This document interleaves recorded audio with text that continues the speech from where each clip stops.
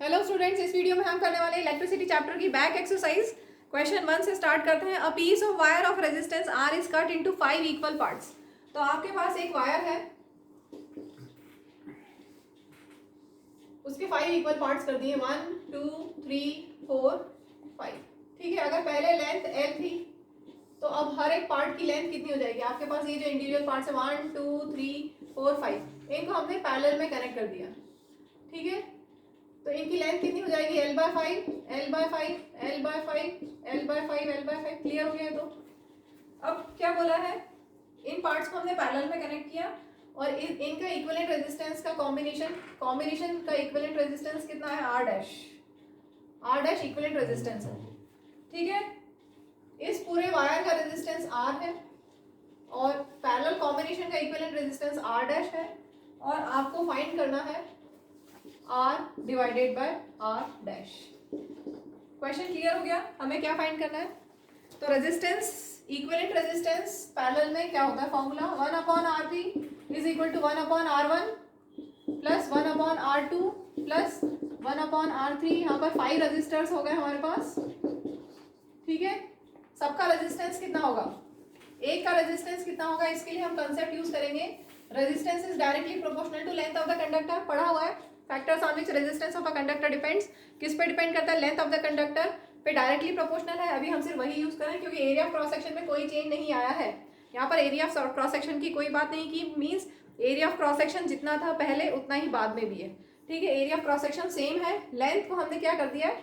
5, उसको डिवाइड कर दिया 5 पार्ट्स में। तो length, resistance is directly proportional to length. अगर हमने यहाँ पर लेंथ L बाय 5 कर दी है तो रेजिस्टेंस कितना हो जाएगा? R by 5। Total resistance R है तो individual resistances R1 R2 R3 कितने हो जाएंगे? R upon 5। ठीक है, सारे R अपॉन 5 हो जाएंगे। R1 इसका रेजिस्टेंस, इसका रेजिस्टेंस, इसका रेजिस्टेंस, इसका रेजिस्टेंस और इसका रेजिस्टेंस, सबका रेजिस्टेंस कितना हो जाएगा?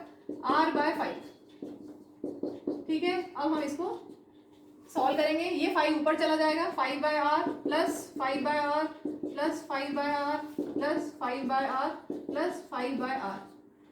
ऐसा क्यों हुआ? एक स्टेप देख लो। ये स्टेप क्या है? ये क्या लिखा है मैंने? 1 डिवाइडेड बाय R बाय 5, ऐसे लिखा है 1 डिवाइडेड बाय R बाय 5। अब डिवाइड को जब मल्टीप्लिकेशन में चेंज करते हैं तो रेसिप्रोकल हो जाता है। ठीक है, तो 5 बाय R को हमने यहाँ डायरेक्ट लिख दिया है। अब 5 बाय R कितना है? 5 टाइम्स है, तो 5 times of 5 by R that is 25 by R। और R भी मतलब R डैश, R इक्विवेलेंट था ना R डैश। ठीक है, तो यहाँ से हमें क्या मिल गया? 1 upon R dash is equal to 25 upon R। और हमें फाइंड क्या करना है? R अपॉन R डैश कितना हो गया? ये इधर गया तो R अपॉन R डैश आ गया 25। क्लियर? तो क्लियर हो गया, ऑप्शन डी करेक्ट है। इसमें आप ऐसे भी कर सकते थे, इन सबका एलसीएम ले लेते। इन सबका एलसीएम कितना होता? R। ठीक है, और न्यूमरेटर में हो जाता 5 प्लस 5 प्लस 5 प्लस 5 प्लस 5, तो ये हो जाता है 25। ठीक है, तो आप जैसे चाहें वैसे कर सकते थे। Moving to next question, question 2। यहाँ पर बोला है which of the following terms does not represent electric power in a circuit। अब पावर का फॉर्मूला क्या होता है? VI। एक आप फॉर्मूला हमेशा याद रखें, VI। बाकी ओम्स लॉ से हम V equal to IR Ohm's law से निकाल सकते हैं। V की जगह अगर आप IR रख देंगे तो ये क्या बन गया? I square R। ठीक है, और अगर हम I की जगह V अपॉन R रख दें, यहाँ से I की जगह V अपॉन R लिख सकते हैं, तो ये बन जाएगा V स्क्वायर अपॉन R। ठीक है, तो आपके पास जो ऑप्शंस दिए हुए हैं, A पार्ट में है I स्क्वायर R, तो ये तो होगा। देन C पार्ट में है VI, ये भी है, और D पार्ट में है V स्क्वायर अपॉन R, ये भी सही है। Which does not represent, तो इसका आंसर है B। ये this does not represent power in the circuit। Clear? Moving to question 3। यहाँ पे आपको दिया हुआ है electric bulb is rated at, bulb है, इसकी रेटिंग है 220 वोल्ट एंड 100 वॉट। अब यहाँ पर बोला है कि अगर हमने इसको ऑपरेट किया 110 वॉट पे तो पावर कितना होगा? ऑप्शंस है 100 वॉट, 75 वॉट, 50 वॉट और 25 वॉट। क्वेश्चन समझ में आ गया? अब सबसे मेन इंपॉर्टेंट चीज है ये समझने की कि हम कौन सा फॉर्मूला यूज करें। P इक्वल टू वी आई यूज करें या आई स्क्वायर आर यूज करें या V square upon R use करें, 3 फॉर्मूले हैं P के। अगर आपने गलत फॉर्मूला लगाया तो आपका आंसर गलत हो जाएगा। तो यहाँ ध्यान से देखो, अगर हमने इसमें पोटेंशियल डिफरेंस को डिक्रीज किया है, पहले 220 वोल्ट था, अब 110 वोल्ट है, पोटेंशियल डिफरेंस डिक्रीज किया है, तो ओम्स लॉ से करंट भी डिक्रीज हो जाएगा। पोटेंशियल डिफरेंस हाफ हुआ है तो करंट भी हाफ हो जाएगा। इसका मतलब, और हमें फाइंड क्या करना है, पावर। तो यहाँ पर हम ये फॉर्मूला नहीं यूज कर सकते क्योंकि यहाँ पर पोटेंशियल कम होते ही करंट भी कम हो रहा है। हमें ऐसी चीज चाहिए कि पोटेंशियल तो कम हो लेकिन दूसरा वेरिएबल कांस्टेंट रहे, तभी हम इसको अच्छे से समझ पाएंगे। ध्यान से सुनिए, हम ऐसा फॉर्मूला ढूंढना चाहते हैं जिसमें पोटेंशियल हो लेकिन दूसरा वेरिएबल कांस्टेंट हो, पोटेंशियल हो लेकिन दूसरा वेरिएबल कांस्टेंट हो। ठीक है, तो ये हम यूज नहीं कर सकते क्योंकि V डिक्रीज होने से करंट भी डिक्रीज होगा। ओम्स लॉ के according potential difference is directly proportional to current flowing in the circuit provided temperature remains constant. ठीक है, तो हम ये फॉर्मूला नहीं यूज कर सकते। अब इस फॉर्मूले में करंट चेंज होगा। ठीक है, तो हम ये भी यूज नहीं कर सकते। इस फॉर्मूले को हम यूज कर सकते हैं क्योंकि यहाँ पर V हमारे पास है और R कांस्टेंट है क्योंकि बल्ब वही है, वही इलेक्ट्रिक बल्ब है, बल्ब सेम है तो उसका रेजिस्टेंस सेम होगा। ठीक है, तो हम ये फॉर्मूला यूज करेंगे। अब यहाँ पर क्योंकि रेजिस्टेंस कांस्टेंट है, R is same, so P को हम लिख सकते हैं directly proportional to V square. R constant है तो प्रोपोर्शनलिटी साइन लगा दिया, P is directly proportional to V square. R same है, कांस्टेंट है, so P is directly proportional to V square. That means P2 upon P1 equal to V2 upon V1, V2 का square V1 का square, ऐसा लिख सकते हैं। ये relation हमें मिल गया, P is directly proportional to V square, तो इनका रेशियो क्या होगा, P2 upon P1 will be V2 square upon V1 square. P2 हमें फाइंड करना है, P1 हमारे पास है, ये V1 और ये V2। P1 V1 है, P2 हमें फाइंड करना है, V2 हमें गिवन है। P2 हमें फाइंड करना है, P1 हमारे पास है, V2 हमारे पास है, V2 का स्क्वायर अपॉन V1 का स्क्वायर। ठीक है, सॉल्व कर लेते हैं। 11 2 0 0 सब कैंसिल, यहाँ पे क्या बच गया 1/4। So P2 upon 100 is equal to 1/4।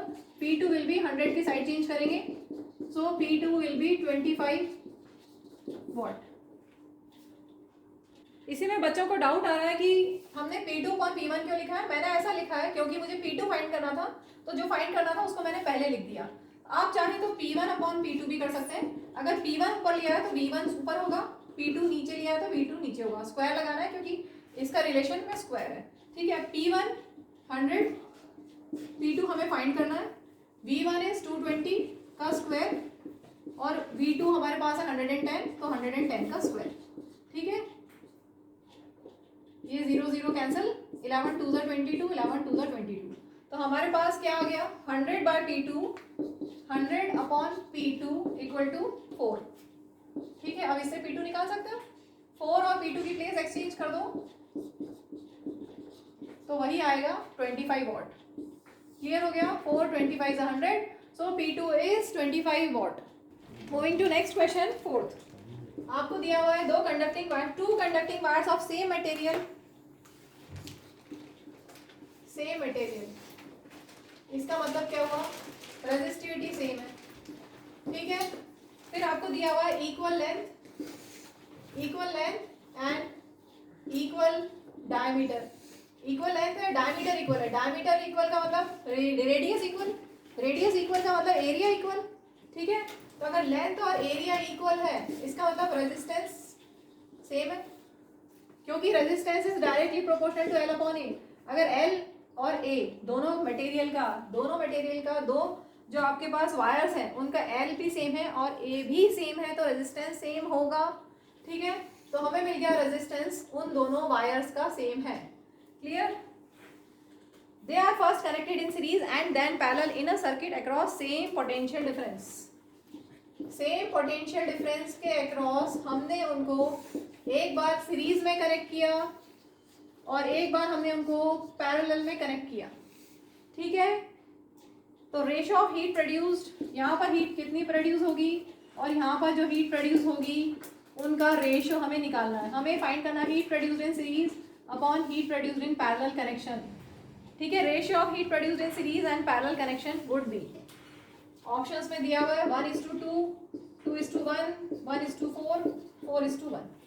Question समझ में आ गया। अब आपके पास हीट प्रोड्यूस का formula, according to Joule's law of heating, H = I² RT, heat produced is directly proportional to square of current, that is directly proportional to resistance and that is directly proportional to time।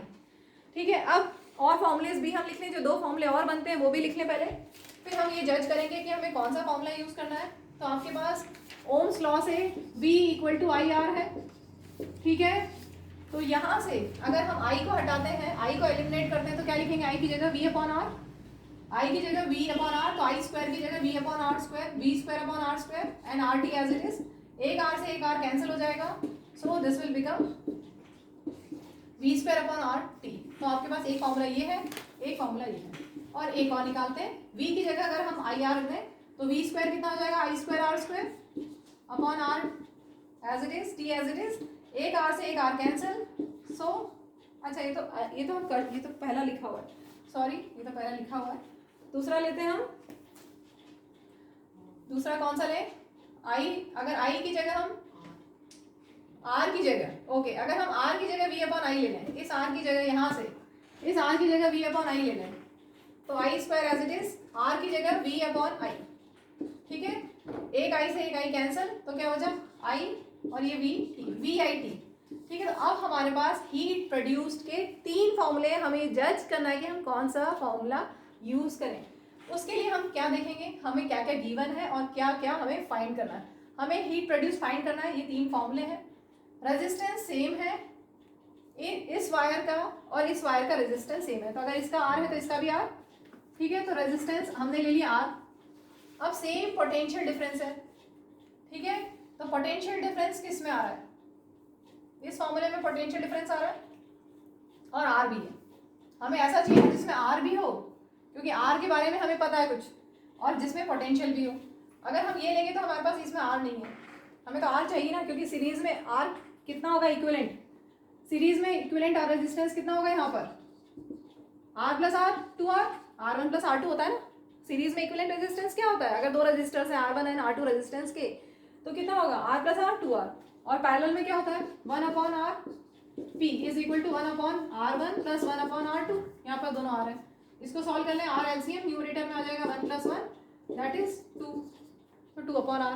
ठीक है, तो 1/RP = 2/R, so you can write RP is R/2। तो resistance आपके पास दोनों के हैं, equivalent resistance तो equal है। इक्विवेलेंट रेजिस्टेंस कॉम्बिनेशन का कितना आया, सीरीज में 2R और पैरेलल में आया R/2। ठीक है, तो हमारे पास ये वैल्यूज हैं और V सेम है, तो कंफर्म हो गया ये फॉर्मूला यूज करें। V सेम है और R सीरीज में और पैरेलल में डिफरेंट है, तो इस फॉर्मूले से आप लिख सकते हो, एक बार पहले मैं ये लिखती हूँ। इस फॉर्मूले से अगर V सेम है तो H is inversely proportional to R।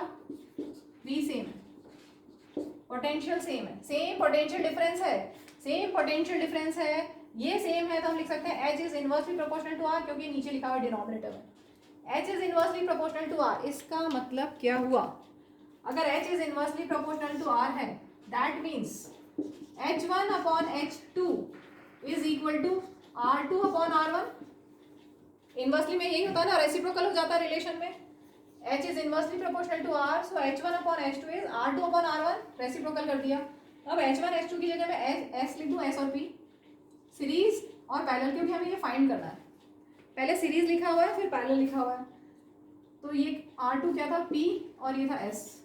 ठीक है, heat produced in series connection upon heat produced in parallel connection is equal to resistance in parallel कितना आया R/2 और रेजिस्टेंस इन सीरीज कितना है 2R।